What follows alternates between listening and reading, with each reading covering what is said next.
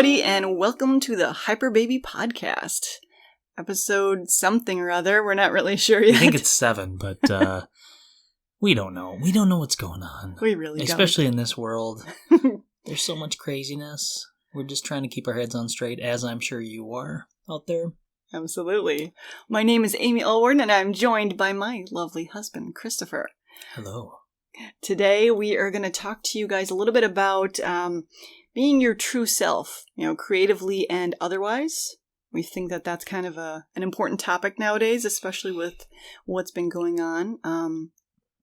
That's part of the reason why our podcast is a little bit late this week, is just like everyone else, we've been caught up in a lot of the unfortunate sadness and tragic happenings of the past week in George Floyd. So we really took some time to consider what we wanted to say in today's podcast, and hopefully it will reflect a little bit on what's happening. I know all of the protests and people out there speaking their mind, they're out there being their true self, and we want to kind of talk about that, how you can be your true self too. Yeah, there's a lot to it, so we're just gonna tip of the iceberg, but we're gonna start with how do you know, for one, what is true self? Right. I think that definition is probably pretty broad. Yeah. And, the answer, there isn't really one. You're really the only one who can define your true self. That's our experience. I think a lot of us, once we become adults, maybe even before that, you kind of have an inkling of what you want to do, or you are pushed in one direction or another, and then maybe things start to come in focus. But a lot of times, things happen and you take advantage of them. And people make sacrifices, and you neglect the person that is your true self. I know that we along our creative path here have always been oscillating. We've let our true selves come to light occasionally, but we've never really made those sacrifices or that jump to really live the life that is what we consider our true selves. And this is bigger than just a career. It is. We're not even talking like, well, what job should you do? Because it's bigger than that. When you're talking to another person, are you really showing them who you are? Mm-hmm. Are you hiding yourself because you're afraid of what they might judge you based upon exterior qualities or what you say? So it's bigger than just what job you have. But we're going to kind of focus a little bit on that creativity and how we approach that true self. Right. And going back to current events, you're seeing a lot of people disagree, agree. A lot of it's volatile and difficult to deal with and tragic. And those people that are out there voicing their opinion, hats off to you, because you're representing the best of us. Absolutely. You're trying to make the world a better place. And we salute you. Yes, absolutely. So that definition, what is your true self? I would say that your true self is, once you strip away all those exterior qualities, what's left? Yeah. That old, what is it? That old saying, like your high school guidance counselor, if you had $1 million, if you never had to worry about money, the security, anything like that, what would you do? Who would you be? Left? Right. Yep. What would be left? What kind of person would you be? So I think that's, although people always say, well, no one would be a garbage hauler, or, there are some jobs that no one would ever take, but you never know. That's the beautiful thing about human variance, is that people, there's so many people out there that like to do so many different things. There is somebody out there who loves, their calling is to be a garbage man or woman, and we need you. Yes, please. Absolutely. And aside from the career part of it, if you strip away everything else, no one's watching, what kind of person are you? Yeah. When you don't have your coworkers talking in your ear, or your family trying to convince you something else, when you're behind closed doors and it's just you, what kind of person are you? What kind of beliefs do you have? That's your true self. Yeah. That's how I would define it anyway. Yep. So we have some advice as far as helping you define who that person is and how to get that person to come into focus for you. I think my personal experience is that, like I mentioned before, a lot of us, it's like when you start from being a child, what do you want to do when you grow up? Everybody asks that question, right? That stuff, obviously, you don't have all the pieces to make those answers as a child. But there's a certain amount of hope that's associated with that over time tends to turn into despair, tends to turn into, resentment, and I can never, or I procrastinate and put it in a corner and in a closet, and you never take it out to dust it off, or it becomes a hobby. Those are things that if you want to pursue those things in your true self as an adult, you have to make some sacrifices, and you really have to make the jump and decide that you want to do it and follow your passion. Absolutely. So, Chris, how do you know what path you're on? If you're on that. I threw you a hard question. Is this where I'm supposed to sound like I'm confident? Yeah, you're supposed to know all the answers. Okay, we worked on this. Actually, for me, it's been trial and error, because we're in the throes of doing kind of what we call the spaghetti theory, where we try a lot of stuff and see what sticks. But there are a few things that I have done over my life that really keep coming back to me. Right. I'm going to kind of steal your answer there, but it's true. That's fine. But, it's a combination. Okay, so Amy and I have some different approaches. She's more of I'll let her talk about this because it's her idea. But well, thank you. You're welcome. I'm just going to take over the podcast. So it really is these things that keep coming back to you. That's kind of your core essence and what makes you up.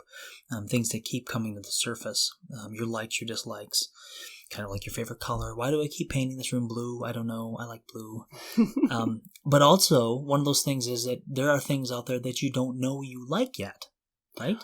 How many of us have experience doing everything? Mm-hmm. And it may be something you do like in a different form, like travel. For us, we went to Japan and we found out that, in order to do that, we had to teach English, and it was a bit of a sacrifice. We didn't have the money or certain things that we wanted, but yet it came in this different wrapper, but we really wanted to travel. We really wanted to explore. That's who we were. That's who we are. But as you go through time and grow as an adult, you discover these things.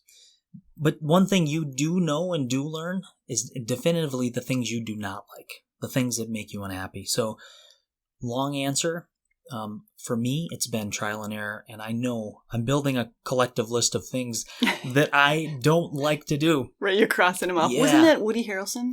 You had a great quote on Woody Harrelson. What was that? He says, in your 20s, you don't really have a clue what you're doing at all.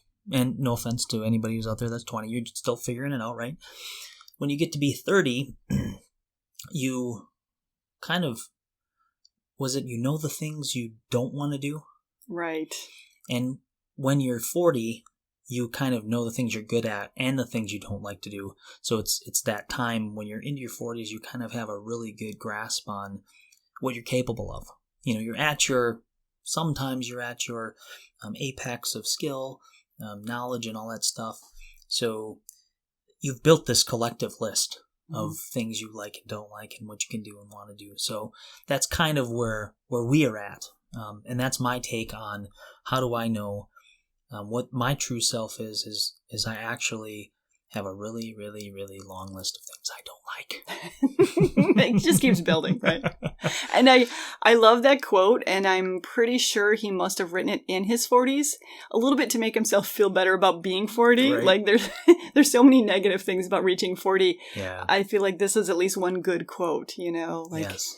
It makes us all feel better. Right? It does. Those of us who are 40. About the hair loss and the weight gain and the sore knees. Right. Like you've reached this place where you have potentially, you have the knowledge of what you don't want to do. You have the skills and the time to make those things work that you do want to do. Mm-hmm. So now it's my turn. Amy, what is your answer to that question of how do you know or how do you pursue your true self? Well, how do you find out what your true self is, how right? Do you know? Help that come into focus. Mm-hmm. That's something that, like we said, this is broad, right? So you've got career true self, you've got your core person true self. And I think that definitely it changes throughout time. You know, you put on those little masks as you're growing. I want to try out to be this kind of person, that kind of person. When I was really young, I wanted to be a truck driver like my dad. You know, he was this long road, long haul truck driver. And I thought that was just awesome. That's who I wanted to be. And then I went through a period of time, wanted to be a cop and a lawyer and all, you know, these great lists of things. Spaghetti theory, right? Right, spaghetti theory. And landed on being a biologist, working with nature. I even got a college degree in it. All these things were building up to a path that I loved those things, but it wasn't always working out for me. And when I looked back on it, there was this one, like a silver thread that went through my whole life. And when I look back on it, even though I had gone up and down and back and forth, I wanted to do this or that, the other thing, the silver thread, it was so clear once I look back. Even when I want to say it was 5th grade, myself and a couple of friends, we wrote a book. One of my friends was a pretty good artist, 5th grade artist, but still. We wrote an actual, you know, pretty long a book, and it was something that I just loved at the time, and I was a really avid reader. I still am, as much as I can be. But even from back then, you know, I had wrote a book at 5th grade, and I just kept doing that. I'd have notebooks filled with story ideas and plot lines. And even when I was older, I was, you know, married and I had kids, I was working housekeeping at a hospital, and I carried this little notebook with me. And I would, you know, write down story ideas and plots. And it occurred to me one day, not everyone does this. Like, this isn't something that just everyone does. So maybe it was unique to me. Maybe that was my thing. Once I explored it, that little silver line grew. And it became this steel bar, you know? Yeah. Something I could hold on to, and something that really, once I started to identify it and point at it, I went, yes, that is who I am. And it felt strong and real. Once I started to feed it a little bit of energy. That, you know? What you just said right there, you know, feeding that true self and that thing that you loved to do. I see so many people that they're really afraid to embellish in that. Or they don't have the right, you know, it's like a petri dish. Oh, right. You need a support group. You need the time. All these. It's like a things. fire, right? You need the right components to make it actually turn into a fire. And a lot of that fire of your passion can really get exhausted by a lot of different things. Oh, absolutely. So, you know, it makes sense when you see people slogging away, doing the 9 to 5, and maybe they have something they love, but they don't see it. It's because that silver thread is just so thin. Mm-hmm. You know, it may have gone through their whole life, and there's something that they really are passionate about, but they haven't given it the energy to grow. So it's hard to see amongst, you know, buried beneath everything else in your day-to-day life. Yeah, and I don't know what your experience is, but mine is that a lot of people are still hopeful. Oh, yeah. Like, how many times have you heard someone say, I don't know what I want to be when I grow up? Doesn't matter how old they are, they're still hopeful that, you know what, there's something else I want to do. There's something else I want to be. I think that's exciting. That's a cool thing. So if you're out there now and you feel like, I don't ever want to do anything and I'm sad and getting down on yourself, like, we know there's hope in there somewhere. Oh, yeah, absolutely. I mean, you always got time to feed that, to get some energy into your passion. It doesn't always make sense in your life. And that's the next thing I think we want to talk about is, you know, how do you allow your true self, whether it's a career or a personal, kind of clearing the way for your true self. Right. How do you clear the way? And in some cases, when you're doing that, you may realize, you know what, maybe I really love, we used this example before, maybe I love to sing. And if I fed that, I could be a singer. But to go down that path is just not what I want to do. It would take too much time or effort or sacrifice. Yeah, you're afraid to perform in front of others. Right. So you can at least identify that true path for yourself, but you don't always end up walking down that path. No. And it's a lot of the sum of the whole. If the end goal doesn't have enough weight for you to continue through those fears, you know, most likely it's not going to happen for you. Right. And not to get too down on it because, you know, there's always a possibility. But our first point really is, once you kind of identify what is your true self, the first step is asking those hard questions. Yep. asking really, really difficult questions that, you have to sit down. For me, we talked about this in our last podcast, is thinking of yourself as if, you are someone that you really care for. You are someone you want to see succeed. And sometimes, when you're trying to achieve a goal and you're trying to pursue your passion, if you really self-analyze in a positive way, not a real depressive way, you can look at some of the obstacles that you've had. That's part of asking yourself those questions. Like, what am I doing? Like, why is this not working? I'm 40 years old. I've tried some of this before. Why is it not working? Well, have you asked yourself those hard questions?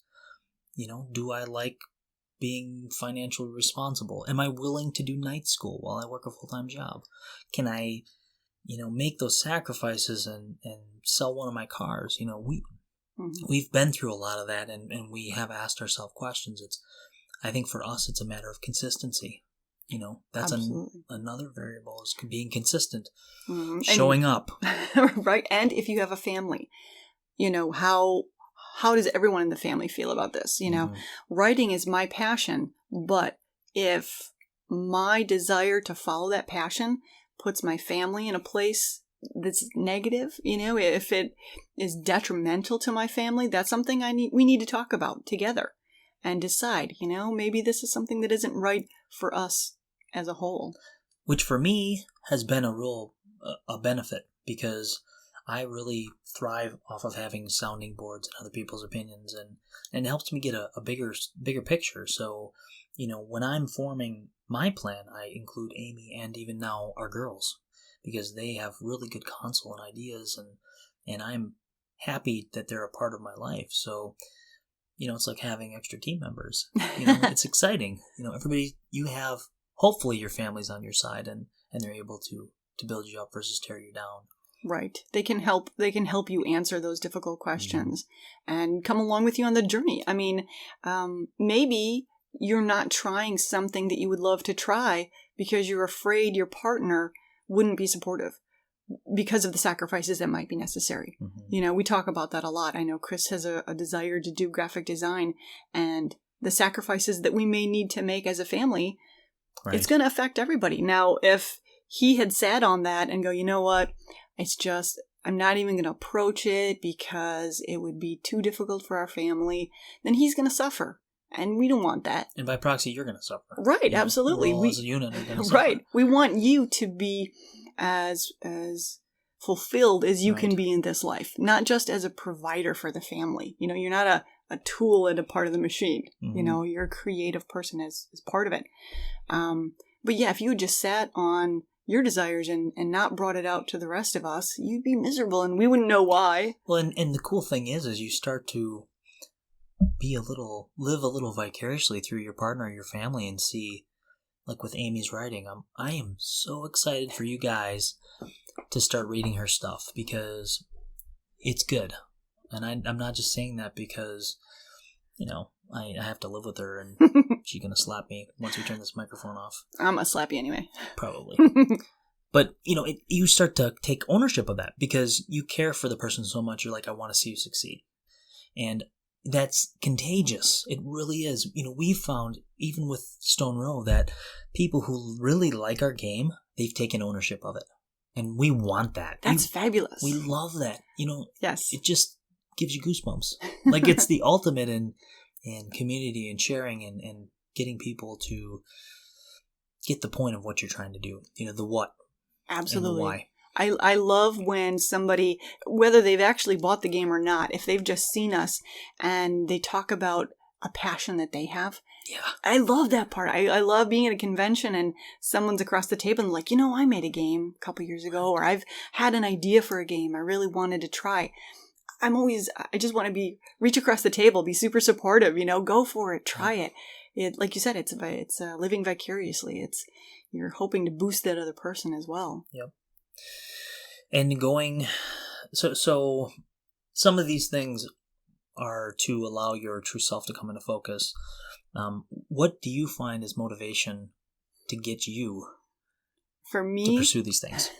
For me, one of the biggest things, and I started this, I couldn't even tell you how many years ago, but I swear, I had a moment once. Swear to God. I swear. I had a moment once where I was, I don't know, like looking in the mirror. I was 20. You're not the only one. and I had this moment where I could feel the weight of time. And I went, man, I'm going to blink my eyes and I'll be 40. I'll blink them again and I'll be 60. You know, you just feel that weight. Yeah. If you've ever asked somebody who's 80 or 70 or 80, you ask them and say, how old do you feel? It's never 80. Right. Time compresses.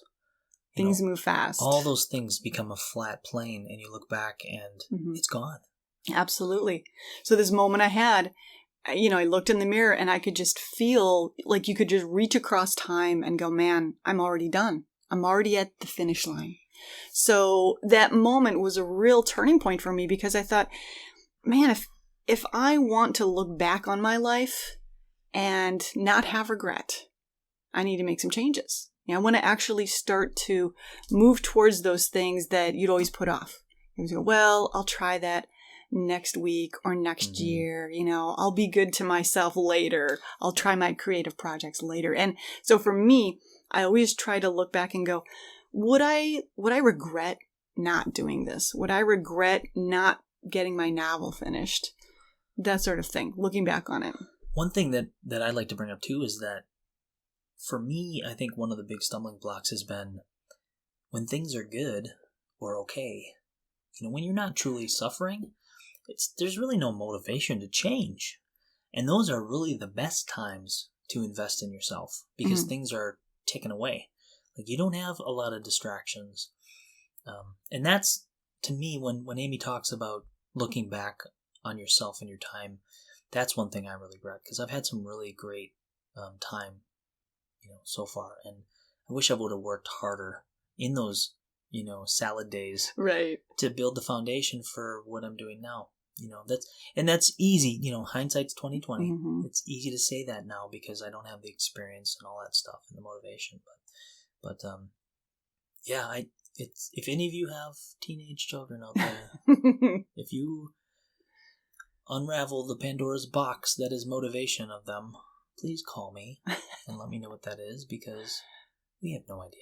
Right. And that ties in perfectly because, when we were younger, when we were teenagers, I feel like that time, if I could go back and tell myself, now, you're 16, you're 17, figure out what you want to do and just go headlong, 100%, go for it. But I spent so much time in my youth back and forth and back and forth. I didn't know, following the wrong path, right? Yeah. Getting dramatic about things that you don't need to, again, am I really going to care when I'm 80? What fleeting romance or whatever, was dramatic at the moment. So we're trying to lend that to our teenagers and they're not having it. Yeah, that's our inheritance. We did it to our folks, so right. I think it's just typical, right? It's just going to be that way. As our parents are in the back going, right. Yeah, Mom, I know you're listening. I'm laughing. But I think that segues pretty good into our next, efficiency of purpose. Over the weekend, we had the chance to meet with parents of a friend of our daughter's. So we went and had lunch with them. And it was for me, it was a real eye-opening experience because we have some differences and I'm not always the best at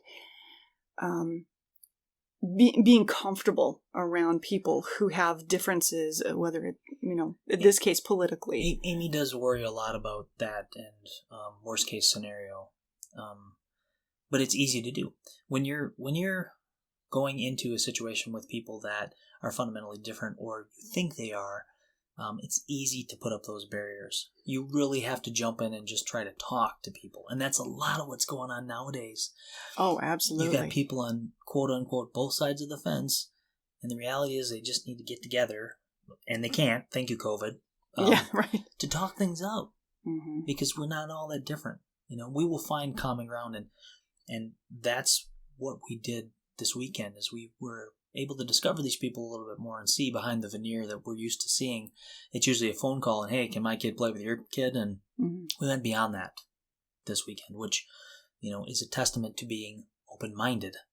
Right. It's really important that you be open-minded because you never know where those opportunities are going to come from or those learning opportunities are going to hit you.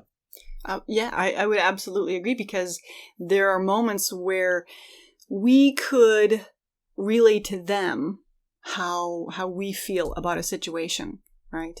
And if we had been closed-minded and in that, not in that learning opportunity, I think that we would have lost that opportunity. Well, we never would have spent the time with them to begin with, and it was persistence. It took a long time for the moons to align and for them to go, hey, do you want to come and see our new house and have dinner and break bread with us? And we initially had some hesitance, but I'm really happy we did, because for one, they're amazing people. They've done some amazing stuff, and they're currently living off grid, and they are entrepreneurs and very self-sufficient. And for us, in our situation right now, they're really inspiring.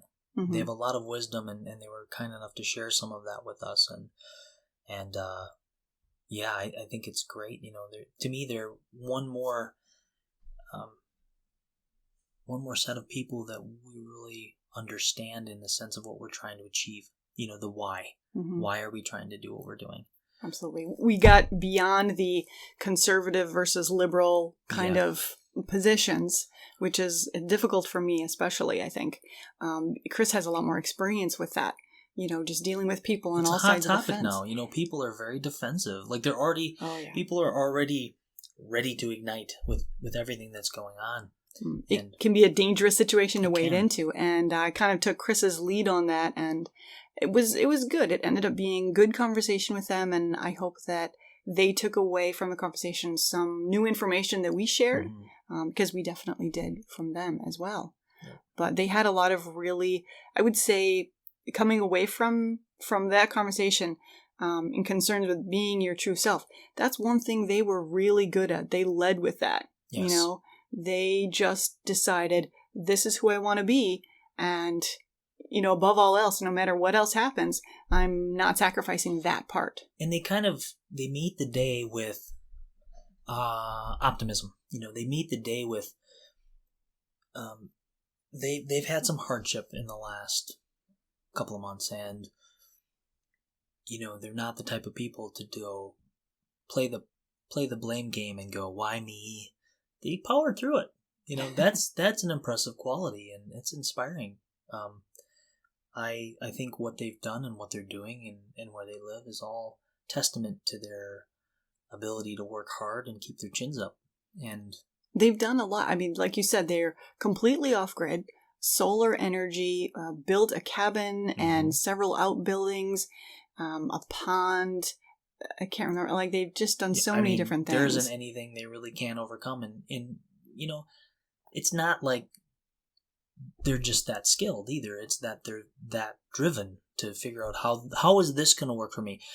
That's one thing I took away from our conversation with them, is that it's really about evaluating your environment and what you've been given and making that work for you. Right. They pinpointed, this is my true self, and they went at it. Yeah. Just 110%. And actually, when our daughters came back, they slept for almost an entire day. Like, oh, they made us split wood and haul things. I thought it was because they stayed up late, but no, they put them to work. Right? And that's what it is. That's what these people do. To make what they want to achieve work, they work. Not 9 out of 10 times. They probably work most of the day. They are their business 24 hours a day. Right. And that's something, once you decide who your true self is, you need to go at it with that kind of energy if you really want to get there. Yep, if you want to succeed. Well, I think that's all we have on that topic. Right. We just have a couple of other points of interest, some news. Yes. Chris found something that I think is really exciting for you Stone Row folks. Yes. All you avid gamers out there might be privy to this already, but I knew of it but didn't explore it before. There's a computer game I guess you could call it a sandbox out on Steam called Tabletop Simulator. We are currently working on finding a way to customize Stone Row to work inside of Tabletop Simulator. Basically what this program does is it allows you to create a custom game within itself. So you would have like a virtual table, and then you could see your card deck, and then you can play it as if you were in the game, and then you can have other people connect through the Tabletop Simulator application. So that for us, we've been debating trying to hire a programmer to get something like that built, but I think right now we're kind of limited by financially. That sounds like it's a huge undertaking. Also, it really meets so many needs right now for COVID, with all the conventions being canceled. We wanted something that wasn't totally isolated the player, like a single-player game, which we still working on single-player rules, but we wanted something that would still allow for interaction. Still be able to talk, make jokes, and everybody can see the same screen. So I'm working through those. We're going to probably try to get something workable soon. I'm sorry I can't give you a date, but once we do, we'll give you a lot of information, and ideally we want to create some kind of tournament or multiplayer event that we can do as Stone Row for you guys. Yeah, that's an exciting opportunity that Chris has really explored, and hopefully we'll have a video for you guys soon to kind of see what it looks like from the player's perspective. But that'll be on its way. Otherwise, let me think. Pretty close to being done. Yeah, Any other news you can think of? Yes, I just wanted to speak briefly about a movie that is near and dear to me, and rest in peace, Kurt Thomas. You're probably wondering who the heck that is, but he was an American gymnast who recently passed away, and he had a limited but exciting film career, starring in the movie Gymkata in 1985, which both thrilled me and scarred me forever. Basically, he is himself in the movie, but takes the guise of being a U.S. special agent that knows karate gymnastics. And that is a unique skill, karate gymnastics. You gotta watch the trailer because it is so... I think Amy looked it up on Rotten Tomatoes and it had like a 2.5 rating. It was terrible. But absolutely. It's hilarious. I mean, by today's standards, you watch it, it's so funny. So, rest in peace, Kurt. He just recently passed, so yesterday. We'll take a moment of silence. We will remember you always in Gymkata. Yes. All right, so I think that's about it for today. We are going to have the third installment of our dramatic reading. Flex those vocal cords, ladies and gentlemen, or earballs. So stay tuned. We will be back in just a few minutes with the third part of the Lost at Skull Crush Mine. All right. Wheel of Cheese adventure. Yes. Thanks for joining us. A rancid blue cloud of charred goblin vapor swirls in the wind. A mist rising off your fallen foe as if it were the last of his life force leaving his abused body. As they say in your hometown, in life you can play the fool, but in adventuring, the fool plays the corpse. Inspecting the mine's entrance, you notice roughly milled timber, cobbled together, but effective. It's as if the boards are hands slapped across a yawning mouth, dying to tell its secrets to the world. To hell with that. Too many things about this feel wrong. Rumors from town? Skull Crush Mine. Haunted. Human logic is amusing. They mine the earth so greedily it collapses, leaving no one left to blame but a phantasm. Ridiculous. Time to reevaluate. Now, where was that ladder? A short trek through the woods and you find it. The ground near the ladder is muddy, with wheel marks and human footprints. Where might its owner be? You bring out an item you've saved for just an occasion, a magical scroll. This will render its reader invisible. However, you aren't quite confident of its length. This should be interesting. Whispering runic words, you trace the signs inscribed on the scroll. Magic washes over you. With a flash, it crumbles in your hands. You look down and everything is missing. It appears you have disappeared. You clumsily scale the ladder, realizing how much you depend on the sight of your own body for depth perception. Being dexterous, you master the disconnect and finish your way up the ladder without incident. At the top, you spy a roguish human rappelling into a hole on the roof of the mine. Tiptoeing to the opening, you peer down. The rope stops its rhythmic sway. Torchlight blossoms in the mine's darkness and moves off. You begin your descent. After a few moments, you notice the rope slipping from its anchor. Damn humans, always in a hurry. The floor below looks unfriendly, and you hope the sand will cushion your fall. You flow down the rope, but it soon drops away. With cat-like reflexes, you hit the ground and roll as the rope and several rocks make a terrible clatter. The rogue spins on his heels, a deathly look of shock on his face. Frozen, he scans the tunnel, waving his torch back and forth. With dread, he looks up at the now ropeless hole and emits a loud curse. Shaking his head, he walks away. You follow with careful footsteps. After walking for an eternity, you come to a fork in the tunnel. The rogue presses his torch into the darkness and examines the rock before him. His mouth moves as he reads. You step closer. The rogue turns, drawing a short sword. Who's there? He swings the torch wildly, so close you can feel its heat and his desperation. Show yourself! Electricity murmurs in your toes. Your discomfort grows and spreads. What terrible luck. You are starting to reappear. The rogue's jaw drops. His anger turns to horror. Your transformation quickens, and pain takes over. It's now so intense you are compelled to cry out. The piercing scream sends the rogue over the edge. He drops his sword, turns without a sound, and speeds away. Doubled over in anguish, you can't be sure which way he went. Like a sweet wave, the pain ebbs, and you gather yourself. Shaking your head, you're reminded of something your mentor once warned. Not every scroll is as it seems. Your eye catches what the rogue had read on the wall. The rough inscription says, "Friend or foe, I do not know, but please, friend, find me, I wish it so. To find this friend, use your ear to see, for the sound it hears will lead you to me. The howl of this will lead you astray, but a body of this is near where I stay." You lean and listen to both tunnels. From the left you hear a soft wind, to the right a trickle of distant water. Now you get to choose which way should we turn.